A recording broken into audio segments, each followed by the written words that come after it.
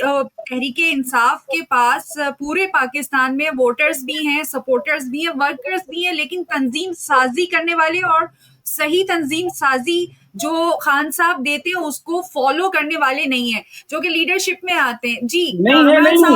कामरान साहब, मैं चाहूंगी कि आप मुझे एक बात यहाँ पर हमारे सारे सुनने देखने वालों के लिए अपना तजिया बताएं। ये तो मतलब जो कुछ हो रहा है, ठीक है, जो फॉर्म 47 की हुकूमत है, ठीक है, या जाहिर है जो कुछ भी हो रहा है दूसरी तरफ से जो हुक्मरान है उनकी तरफ से, लेकिन पीटीआई बहैसियत पीटीआई सपोर्टर, खान साहब के सपोर्टर होने के नाते आप क्या समझते हैं कि पाकिस्तान के अंदर क्या हिकमत अमली और ज्यादा बेहतर होती तो हालात इमरान खान साहब के लिए और पाकिस्तान के गरीब अवाम के लिए अब तक इतने मुश्किल ना हुए होते? आप क्या ये नहीं समझते? हम देखिए, पहले दूसरे को देखें ना, पहले हम अपने आप को तो देखें कि हम किधर खड़े हुए हैं। तो जी, पीटीआई पाकिस्तान के अंदर इस वक्त किधर खड़ी हुई? सगे बच्चे क्या कर रहे हैं? हाँ सगे जी। बच्चे क्या नहीं, कर रहे हैं? देखिए, जो सगे बच्चे हैं ना वो, जी, ओवरसीज है। और आज का मौसम जो है वो यही है कि आप लोग उन सगे बच्चों को किस तरह देखते हैं कि ठीक है वो बच्चे हैं, वो खान साहब के अपने बच्चे हैं, तो इसलिए वो गलतियां करके सीखेंगे तो उनको गलतियां करने दो, भले खान साहब, भले उसमें माँ बाप की जान चली जाए। तो क्या ये सब कुछ जो है एक्सेप्टेबल है कि हम उनको इतना वक्त दें और पाकिस्तानियों के पास इतना वक्त है? क्योंकि देखें मकसद था मतलब जो लोग हुकूमत में आकर बैठे उनकी तो जिम्मेदारी थी कि उन्होंने छीन के कुर्सियां ली, तो किस लिए ली? उनके ऊपर तो जिम्मेदारी आ गई कि वो पाकिस्तान के गरीब अवाम को वो सब रिलीफ देते जो उनका हक था, उन्होंने कुर्सियां ली, ठीक है, लेकिन जिनको कुर्सियां दी गई, चाहे वो आज अपोजिशन में बैठे हुए, उनको सिर्फ इसलिए कुर्सियां दी गई थी, पाकिस्तानी अवाम जानती थी इनमें टक्के की ऐसी चीज नहीं है कि ये पाकिस्तानी अवाम के लिए कुछ करके दिखा दें, लेकिन उनको सिर्फ इस मकसद के लिए कुर्सियां दी गई कि आप जो है पहले जाकर इमरान खान साहब को निकालें, क्योंकि हमारा हल, हमारे लिए जो कुछ भी कर सकते हैं वो इमरान खान साहब कर सकते हैं, तो उनसे तो ये काम नहीं हो रहा। अब आप जी, सगे बच्चों की बात करें ना, हम सबको छोड़ करके नहीं, उनको तो जो कर रहे हैं वो थपथपा के ठीक है, गलतियां करें कोई बात नहीं।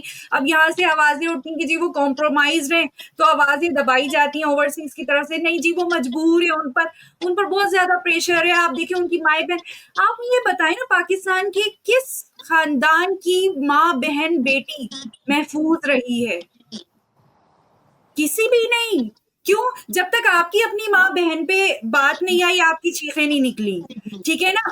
आपके जब तक आपके अपने घर नहीं तोड़े गए, जब तक आपकी चीखें नहीं निकली, आप लोग जब खुद भी, जाहिर है सिर्फ खान साहब फिक्रमंद थे ना, ठीक है, खान साहब के सगे बच्चों को भी जब मेडल मिले हुए थे हुकूमत में, तब उन पर भी कोई भी बाल भी बिका नहीं होता था अगर कोई माँ बहन जाती थी या कोई बाप जाता था, ठीक है ना? तो जब तक आपका अपना घर नहीं टूटा, आपके अपने कारोबार पे बात नहीं आई, आप लोगों की चीखें नहीं निकली, हालांकि आप लोगों को तो वोट इसीलिए देकर बिठाया गया, आप जाकर बड़े मजे से अपोजिशन में बैठ गए, आपसे तो अपना हक नहीं लिया गया।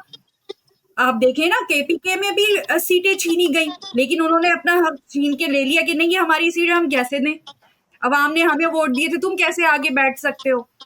लेकिन बाकियों से तो उनको वो भी नहीं किया गया, वो आराम से जाकर अपोजिशन में बैठ गए। क्या मुतहम्मिल हो सकता है इस वक्त पाकिस्तान, पाकिस्तान की बात कर रही हूँ, और अगर जी, पाकिस्तान से बियॉन्ड देखा जाए तो क्या उम्मत मुस्लिमा इस वक्त जो है ये एक्सेप्टेबल हो सकता है इस वक्त जो हालात हैं कि कोई भी किसी भी मजबूरी के तहत, लेकिन हम उसे बिठा के रखें?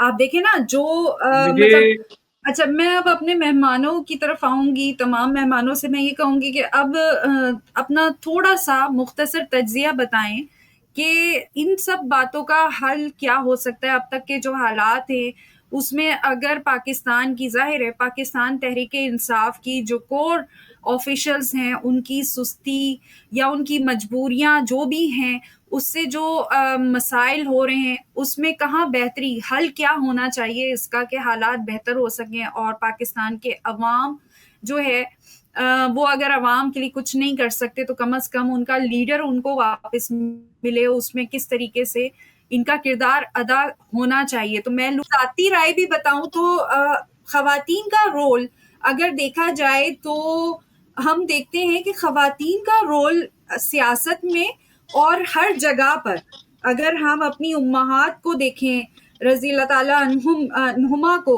तो उन्होंने जो रोल अदा किया वो एक मशावरती काउंसिल वाला किया, ठीक है ना, एक साथी का किया। हुजूर सल्लल्लाहु अलैहि वसल्लम की मावन रही हज़रत खदीजा रज़ी अल्लाह ताला अन्हा, जो कि बहुत ही सेंसिबल खातून थी। उसके बाद फिर हम देखते हैं हज़रत आयशा रज़ी अल्लाह ताला अन्हा का रोल जो है वो हुजूर सल्लल्लाहु अलैहि वसल्लम की विसाल के बाद भी रहा, और खुलफाए राशिदीन रज़ी अल्लाह ताला अन्हुम उनसे जाकर बहुत से ऐसे कानून साजी पर, और जो बहुत ही जो ख़वातीन का बिल्कुल भी हम बीबी कह नहीं बीबी बीबी सकते। बीबी बीबी खुदा खुदा खुदा खुदा करे आप उस वक्त के सर बात ये है कि देखें, तो हम देखते हैं कि ख़वातीन का रोल जो होता है वो एक रहनुमा, एक हुक्मरान के साथ मशावरती होता है, ठीक है ना।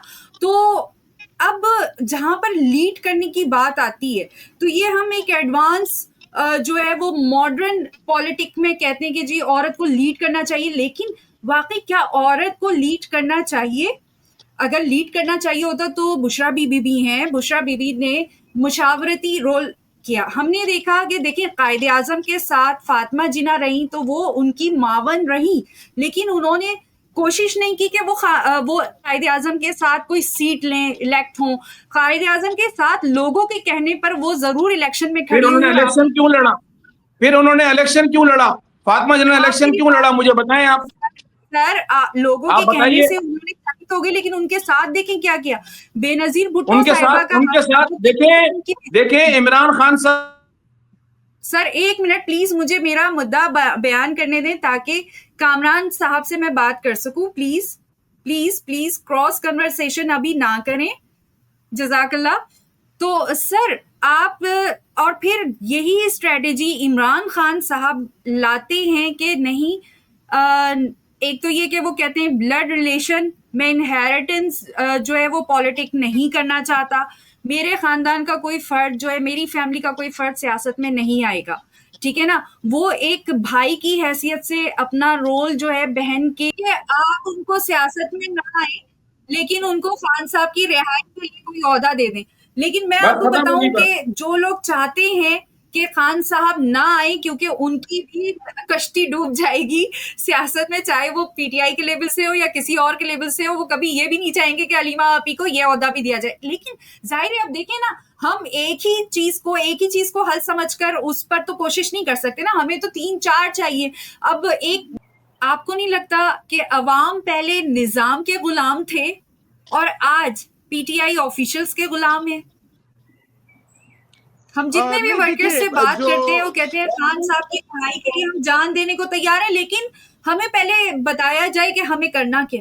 सर मेरा एक सवाल आप तमाम मेहमानों से, लेकिन पहले मैं राजा साहब की तरफ ये सवाल कर रही हूँ, उसके बाद मैं बारी बारी तमाम मेहमानों से करूंगी, कामरान साहब और उसके बाद रिजवान खानजादा साहब से। सर मुझे ये बताएं कि हमारा वर्कर हमें गुलाम नहीं नजर आता। देखें इंट्रा पार्टी इलेक्शन बहुत जरूरी है। जिससे भी बात हुई है वो ये कहते हैं कि पहला जो इंट्रा पार्टी इलेक्शन था वो बहुत ही अच्छा था, उसके बाद वैसा इंट्रा पार्टी इलेक्शन, मैं पाकिस्तान की बुनियादों की बात कर रही हूँ, ग्राउंड की, ठीक है ना। अब होता क्या है, मैंने खुद देखा, मेरे सामने इंट्रा पार्टी इलेक्शंस जो है अनाउंस किए गए, उसमें ये हुआ 2 पैनल बने। एक पैनल जो एरिया के लोग अपने अपने हलके में काम करते थे, लोग उनको जानते थे, उनके साथ पैनल बनाए गए। एक पैनल खड़ा होता है वो बिल्कुल बिखरा हुआ पैनल होता है, उसमें जो मेन जो नॉमिनेशन होती है कैंडिडेट की, वो जरूरी भी नहीं देखा जाता कि वो उस हलके से ताल्लुक भी रखता है। बाज दफा जो है एक मशरिक का हलका है और वो मगरिब का कैंडिडेट उन्होंने नॉमिनेट कर दिया है, और उसको ये कहा जाता है कि जी ये खान साहब का बनाया हुआ और खान साहब का जो है सजेस्ट किया हुआ पैनल है। तो अब वो सिर्फ एक टोपी ड्रामा होता है इलेक्शन के नाम पर, और जो पैनल जो पैनल खान साहब के नाम से मंसूब नहीं किया जाता, वो पैनल जो है अगर जीतता भी है तो उसके बाद वो विड्रॉ हो जाते हैं, क्योंकि वो खान साहब के बनाए हुए पैनल को हरा चुका होता है। तो उसमें नॉमिनेशन कौन जीतती है? जो कि मगरिब से आए हुए थे मशरिक के लिए, जिनको कोई ना तजुर्बा होता है उस इलाके के हालात का। तो उसके बाद ऐसे इंट्रा पार्टी इलेक्शन आप क्या समझते हैं क्या लाएंगे? और पहले क्या ये जो फेयर इलेक्शन हम बोलते हैं जी बिल्कुल फेयर और ट्रांसपेरेंसी होनी चाहिए, क्या पीटीआई को पहले अपने इंट्रा पार्टी इलेक्शन फेयर और ट्रांसपेरेंट नहीं करने चाहिए? क्योंकि मतलब क्या है कि खान साहब ने सजेस्ट कर दिया तो दूसरे जो थे वो खान साहब के नहीं थे लोग, जबकि वो उस इलाके को ज्यादा जानते थे, वो वहां पर जो है बिल्कुल सरगर्म भी थे, लोग उनसे सेटिस्फाइड भी थे, इसीलिए उनको वोट दिया गया। मुझे खान साहब की रिहाई से लेकिन गर्ज है। कामरान साहब देखिए ना, ये समझदार, आप समझदार हैं, आप फोकस्ड हैं कि आपका मकसद क्या है। पाकिस्तान की आवाम इतनी फोकस्ड नहीं है। जब आप ऐसी सिचुएशन करते हैं ना, तो एक मिनट प्लीज मेरा पॉइंट सुन लीजिए। उस वक्त होता क्या है कि क्रिटिसिज्म शुरू कर दिया जाता है, ठीक है। फिर हल्कों में सिर्फ यही बात होती है कि भाई वो उठाकर इधर से क्यों ले आया गया, वो काम क्या करेगा। जाहिर है अवाम हमारी जितने मसाइल का शिकार है, उसको रोटी कपड़ा और मकान के अलावा जी आज मैंने सुबह नाश्ता कैसे जो है अपने बच्चों को करवाना है, ठीक है, वो इसी मसाइल में घिरी हुई है। तो बाकी सारी चीजें एक तरफ हो जाती हैं। जो बातें होती हैं हल्कों के अंदर वो ये होती है कि जी नाइंसाफी की गई है, मैं अपने हल्के को ज्यादा जानता था, और वर्कर्स को फिर इसी चक्कर में डाल दिया जाता है, फोकस से हट जाता है। अभी हमारा मकसद वही बात के मकसद तो वही होना चाहिए ना कि जो फोकस्ड हो, ठीक है। खान साहब की रिहाई, तो खान साहब की रिहाई में हम पाकिस्तान के अवाम की मेंटालिटी को अगर देखें तो उस वक्त क्रिटिसिज्म से बचाना है अवाम को, ताकि वर्कर अपने काम पे फोकस करे, ठीक है ना। ये बात जो आप कर रहे हैं बहुत ही वैलिड है, लेकिन ये मैं, आप या रिजवान साहब या राजा याकूब साहब समझ सकते हैं। पाकिस्तान के जो वर्कर हैं वो मासूम है, वो फिर हल्कों में यही बात करते हैं कि जी यहाँ पर ये बंदा काम कर रहा है, ये सही नहीं है, वो बंदा सही था, बस इसके अलावा और कोई बात नहीं हो जाती। जो मकसद है खान साहब की रिहाई, उस पर काम वो एक तरफ रह जाता है। जब वो बंदा कोई स्ट्रेटेजी लाता है तो उसको सुनने को कोई तैयार नहीं होता। अच्छा मैं बताऊं, विद इन अ सेकंड मेरे जहन में यही पॉइंट आया था जब आप बात कर रहे थे कि ओवरसीज को इंट्रा पार्टी इलेक्शन के साथ हर टीम में एक ओवरसीज नुमाइंदा पीटीआई का जरूर होना चाहिए, जरूर होना चाहिए। वो तो जाहिर है जरूरत है कि ग्राउंड पे आप लोग जो है ना अपना किरदार अदा करें। अच्छा मैं चाहूंगी कि अगला जो हमारा प्रोग्राम हो उसका मौजू हम रखेंगे कि पाकिस्तान के अंदर जिस तरह हम बात करते हैं कि पाकिस्तानी अवाम को निकलना चाहिए अपने हक के लिए। खान साहब भी यही बात करते रहे हैं, अलीमा आपी भी यही बात करती हैं, और हकीकत भी यही है कि मसलों का शिकार अवाम है। अवाम जब तक अपने हुकूक को समझकर नहीं मांगने के लिए निकलेगी, मसाइल हल नहीं होंगे, क्योंकि लीडर्स तो आते जाते रहेंगे। लीडर, कोई एक लीडर आपको एक फहम दे सकता है आपको, लेकिन असल ताकत आप होते हैं। हम बाज दफा ये समझ रहे होते हैं कि हम इसलिए खड़े हो गए, हमारा ये काम इसलिए हो गया कि दूसरे ने करवा दिया।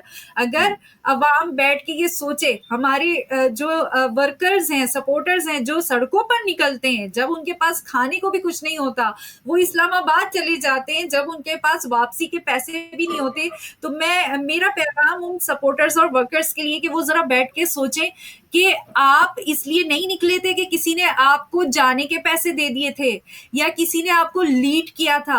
आप निकलने वाले, अपना पहला कदम उठाने वाले खुद थे। तो हम समझते हैं बाज दफा हम सिर्फ एक बेल को, जो कि एक बहुत ही कमजोर सहारा होता है, उसको हम लीडर समझ के या रस्सी समझ के हम चल रहे होते हैं। आखिर में पता चलता है कि ये काम तो हमने सिर्फ अपने बलबूते पे किया,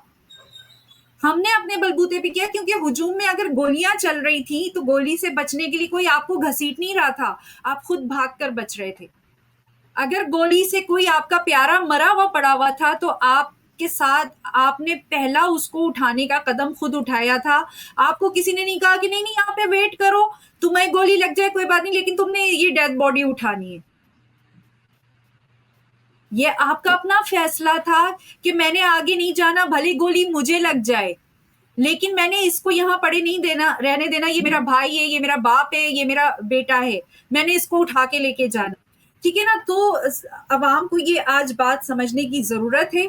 और हमारे जो कोर मेंबर्स हैं, मैं चाहूँगी, मेरा ये आखिरी, मैं कंक्लूड कर रही हूँ और इस पर मैं चाहूँगी कि अगले प्रोग्राम पे भी बात की जाएगी कि किस मौजू पे होना चाहिए हमारा प्रोग्राम। तो देखें, बात ये है कि हमारे कोर मेंबर्स को ये सोचना चाहिए कि खान साहब से अगर उन्होंने अवाम से वादा करके उन्होंने खान साहब की रिहाई का अहद किया है तो इस अहद को निभाएं, क्योंकि बाद में दूसरे लोगों से पूछा जाएगा कि 26 नवंबर को लाशें क्यों गिरी और उन लाशों का आपको पता क्यों नहीं है कि वो लाशें कितनी थी या घर से कितने लोग निकले थे। बाद में पूछा जाएगा गोली चलाने वालों से, पहले आपसे पूछा जाएगा क्योंकि आपने जिम्मेदारी ली थी। हालांकि आपकी जिम्मेदारी बनती नहीं थी, वो लोगों को आपको किस लिए आपने उनके पैरों में बेड़ियां डाली। वो एक जो है वो अगर एक मकसद को समझ के निकले थे तो किसने उनको उस मकसद पे बेड़ियां डाल के उनको वापस भेजा या किसने उनको निकलने में मजबूर किया। तो इसलिए खान साहब से मैं उनसे दरख्वास्त करूंगी कि खान साहब की किसी बात पर आप, क्योंकि खान साहब को एक अलग ताकत है, ज़ाहिर है आपकी इतनी एबिलिटीज़ या इतनी ताकतें नहीं होंगी कि आप इतनी कुर्बानियां दे सकें जितनी खान साहब दे रहे हैं, अपने बच्चों की, अपनी जोजा की, सबकी, अपने खानदान, अपनी जान की।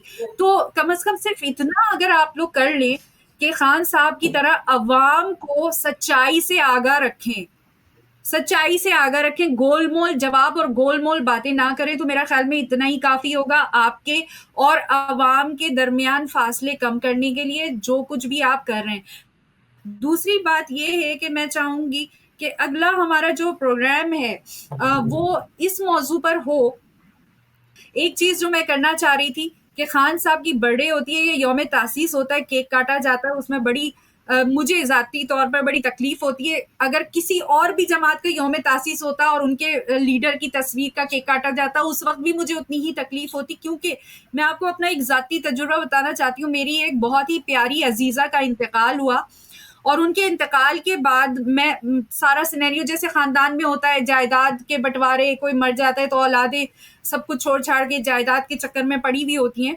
मैंने ख्वाब में देखा कि मेरी वो अजीज़ा की मैयत जो है रखी हुई है, कफन में लिपटी हुई, और मैयत जो एक बेड होता है उस पर, और उनकी औलादें उनके चेहरे को केक की तरह काट के खा रही हैं। जब भी यौम तासीस पे इमरान खान साहब की तस्वीर उस केक पे ये लोग लगाकर मोहब्बत से उसको काट कर खाते हैं, क्या आप, मतलब मुझे ये मोहब्बत का तरीका समझ नहीं आता, मुझे ये मोहब्बत का तरीका नहीं समझ आता। I don't know. तो ज़रा सोचें कि हम किस तरह की मोहब्बत हमें चाहिए, कि वो हमें साबित करनी है कि हम खान साहब से मोहब्बत करते हैं। किस लिए मोहब्बत करते हैं? इसलिए मोहब्बत करते हैं कि उन्होंने हमें हल दिखाया है कि हमारे शायद हल, वरना अगर यही नवाज शरीफ साहब ने किया होता है इक़दाम, तो हम उनके लिए यही इसी तरीके से जज्बात रखते। बेनज़ीर भुट्टो में लोगों को कुछ नज़र आता था तो वो उनके लिए निकलते थे। अगर भुट्टो में कोई लोग निकलते थे तो उनसे मोहब्बत करते थे, तो वो उनको कुछ देखते थे कि वो उनके लिए बात कर रहे हैं। तो देखें, लीडर आने जाने वाले, आपने